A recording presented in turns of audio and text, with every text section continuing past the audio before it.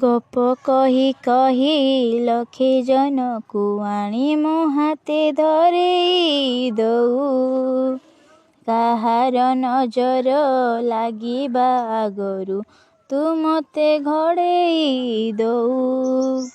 କଳା କାନୁ ମୁଁ ତୋର, ତୁ ଯଶୋଦା ପରି ମା ମୋର।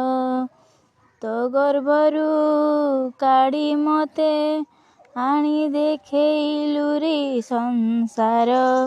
ତୋ ହାତ ମୋ ମଥାରେ ରହିଥିଲେ, ପାଦ ଧୂଳି ତୋର ନେଉଥିଲେ, ମୁଁ କିଛି ଖୋଜିବିନି। ମା ତୋ ବିନା ମୁଁ ରହିପାରିବିନି।